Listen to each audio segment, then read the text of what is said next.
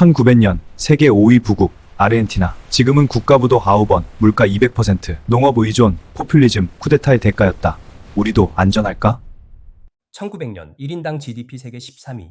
캐나다보다 부자, 호주보다 부자, 일본의 2배, 한국의 3배. 이 나라가 어딘지 아십니까? 아르헨티나입니다. 그런데 지금 이 나라는요. 국가부도 9번, 물가상승률 200%, 빈곤율 40%. 노벨 경제학상 수상자 사이먼 쿠즈네츠는 이렇게 말했습니다. 세계에는 4종류의 나라가 있다. 선진국, 개발도상국, 일본, 그리고 아르헨티나. 일본은 왜 따로 빼냐고요? 폐허에서 세계 2위로 올라갔으니까요. 아르헨티나는요, 세계 5위에서 70위로 추락했으니까요. 정반대입니다.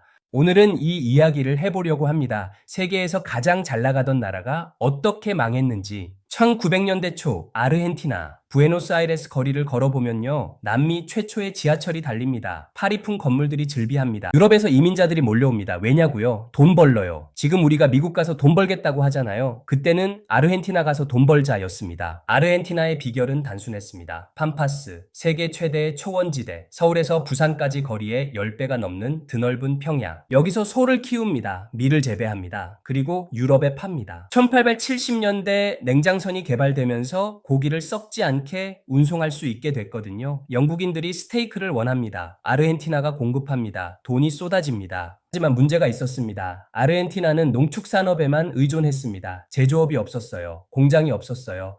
같은 시기 미국은 포드 자동차를 만들고 있었습니다. 독일은 화학산업을 키우고 있었습니다. 아르헨티나는요, 소 키우고 밀 팔고 끝이었습니다. 고기값이 떨어지면 끝이거든요. 그리고 1929년 대공황이 터집니다. 유럽 사람들이 스테이크를 못 사게 됩니다. 수출이 반토막 납니다. 여기서 첫 번째 쿠데타가 일어납니다. 1930년 이후 53년간 쿠데타가 6번 일어납니다. 평균 9년에 한 번꼴이에요. 그런데 말입니다. 이 혼란 속에서 한 남자가 등장합니다. 후안 페론, 1895년생, 군인 출신, 이탈리아에서 근무하면서 무솔리니를 직접 봤습니다. 그는 생각했습니다. 대중을 움직이는 방법이 저거구나. 연설로 사람들의 마음을 사로잡고 그들이 원하는 걸 주면 되는구나. 1943년 쿠데타에 참여해서 권력의 핵심으로 들어갑니다. 노동부 장관이 됩니다. 여기서 그가 한 일이요. 노동자 임금을 올립니다. 노동 조건을 개선합니다. 노조를 지원합니다. 갑자기 가난한 사람들 사이에서 영웅이 됩니다. 그런데 1944년 1월 운명적인 만남이 일어납니다. 산후안 대지진이 터집니다. 6천 명이 사망합니다. 아르헨티나 전체가 충격에 빠집니다. 구호기금 모금회가 열립니다. 유명인들이 모입니다. 여기서 후안 페로는 한 여자를 만납니다.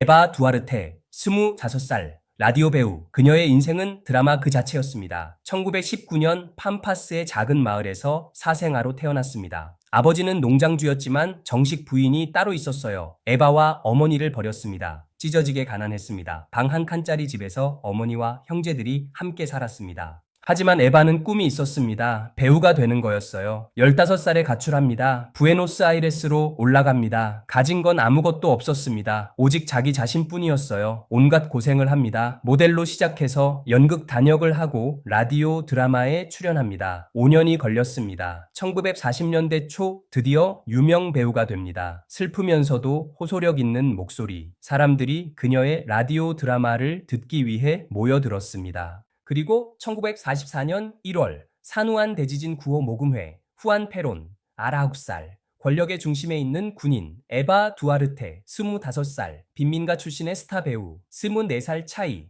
후안 페로는 에바의 아름다움에 한눈에 빠졌습니다. 에바는 생각했습니다. 저 사람이야. 내 인생을 바꿀 수 있는 사람. 두 사람은 사랑에 빠집니다. 아니, 어쩌면 계산된 사랑이었을지도 모릅니다. 어쨌든 1년 뒤 결혼합니다. 빈민가 사생아 출신 여자가 권력자의 아내가 된 겁니다. 신데렐라 스토리 그 자체예요.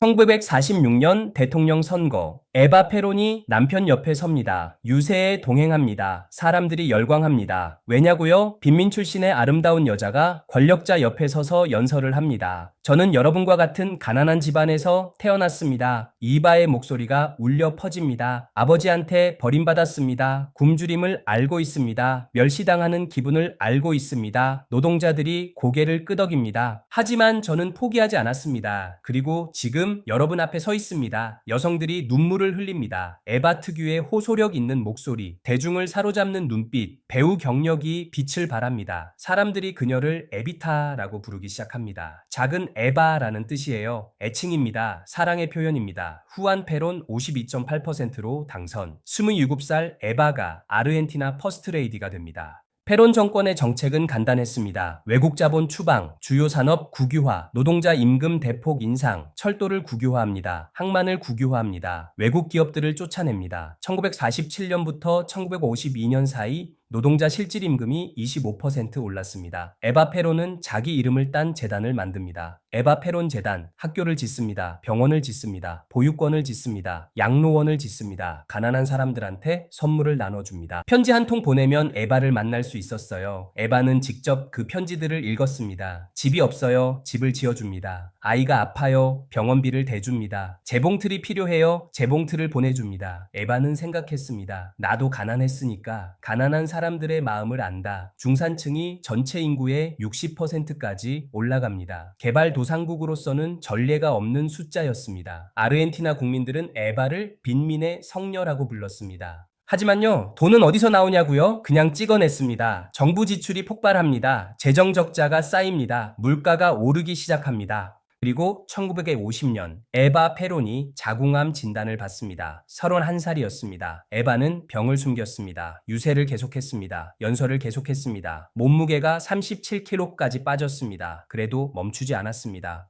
1952년 7월 26일 에바 페론 사망 33살이었습니다. 아르헨티나 전체가 울었습니다. 장례식은 한 달간 진행됐습니다. 수백만 명이 그녀의 관 앞을 지나갔습니다. 시신은 방부 처리됐습니다. 영원히 보존하기 위해서요. 아르헨티나 역사상 가장 사랑받은 여성, 그리고 가장 논쟁적인 여성. 하지만 에바가 죽자 모든 게 무너지기 시작합니다. 경제가 악화됩니다. 물가가 뜁니다. 후안 페론은 군부와 갈등을 빚습니다. 가톨릭 교회와도 싸웁니다. 1955년 쿠데타, 후안 페론 축출, 18년간 망명 생활에 들어갑니다. 에바의 시신도 빼앗깁니다. 군부가 비밀리에 이탈리아로 옮겨버립니다. 에비타 신화를 없애려고요. 여기서 끝났으면 좋았을 텐데요. 아르헨티나는 이상한 길로 접어듭니다. 페론 지지파 vs 반페론파, 좌파 vs 우파, 군부 vs 민간정부, 싸움이 멈추질 않습니다. 1966년부터 1973년까지 7년 동안 쿠데타가 3번 일어납니다. 그리고 1976년 또 쿠데타가 일어납니다. 호르헤 비델라 장군이 집권합니다. 이른바 더러운 전쟁이 시작됩니다. 반체제 인사들이 사라집니다. 추정 실종자 3만 명, 정치적 반대자들을 비행기에서 바다로 던졌다는 증언도 있습니다. 경제는요, 더 망가집니다. 외채가 1975년 78억 달러에서 1983년 450억 달러로 폭증합니다. 8년 만에 6배가 된 거예요. 왜냐고요? 군부가 경제개발이라는 명목으로 마구 돈을 빌렸거든요. 1982년 군부가 궁지에 몰립니다. 경제는 망하고 있고 국민들 불만은 커지고 뭔가 돌파구가 필요합니다. 러폴도 갈티에리 대통령이 생각합니다. 국민들 관심을 딴 데로 돌리자. 전쟁을 하자. 포클랜드 전쟁입니다. 영국령 포클랜드 제도를 침공합니다. 우리 땅을 되찾자. 국민 여론을 결집시키려고요. 하지만 영국 대처 수상은 물러서지 않았습니다. 대서양을 건너 원정군을 보냅니다. 결과요?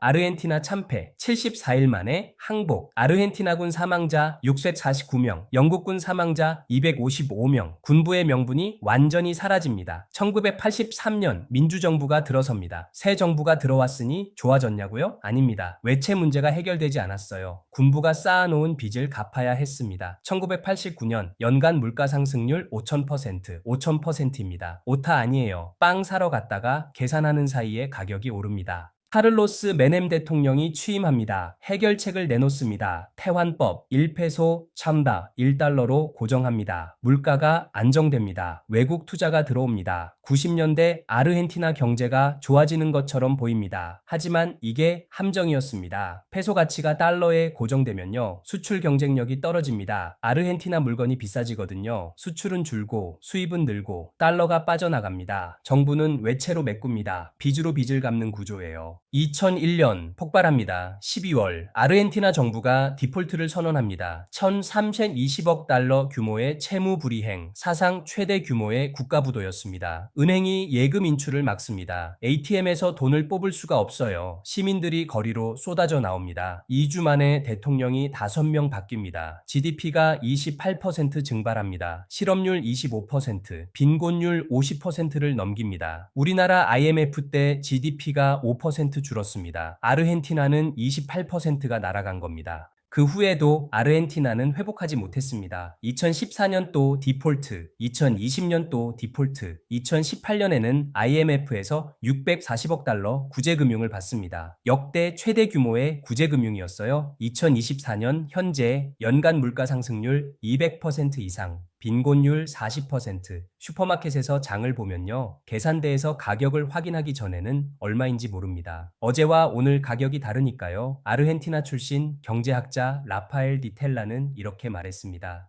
어떤 사람이 총알 70만 발을 맞고 죽었다면 그중 어떤 것이 그를 죽였는지 알기 힘들다. 아르헨티나 몰락의 원인을 하나로 특정하기 어렵다는 뜻입니다. 하지만 몇 가지는 분명합니다. 첫째, 경제구조의 취약성, 농축산업에만 의존하고 제조업을 키우지 않았습니다. 둘째, 포퓰리즘의 유혹, 국민들에게 당장 좋은 것만 주다 보니 재정이 망가졌습니다. 셋째, 정치적 불안정, 쿠데타가 반복되면서 장기적인 정책을 펼 수가 없었습니다. 그렇다면 우리는 어떨까요? 한국은 1900년 1인당 GDP 27위였습니다. 아르헨티나는 13위였고요. 지금 한국은 세계 10위권 경제대국입니다. 아르헨티나는 70위권으로 추락했고요. 완전히 역전됐습니다. 우리가 잘했기 때문일까요? 아니면 운이 좋았던 걸까요? 솔직히 둘 다입니다. 우리는 제조업을 키웠습니다. 반도체, 자동차, 조선. 하지만 아르헨티나처럼 될 가능성이 없는 건 아닙니다. 반도체 산업이 흔들리면 어떻게 될까요? 정치적 포퓰리즘이 심해지면 어떻게 될까요? 아르헨티나의 교훈은 이겁니다. 아무리 잘 나가는 나라도 망할 수 있다. 한번 망가지기 시작하면 회복하기가 정말 어렵다. 지금도 아르헨티나에서는 에바 페론을 빈민의 성녀라고 부르는 사람들이 있습니다. 반면 나라를 망친 주범이라고 비난하는 사람들도 있고요. 70년이 넘도록 평가가 갈린다는 건요. 그만큼 상처가 깊다는 뜻입니다.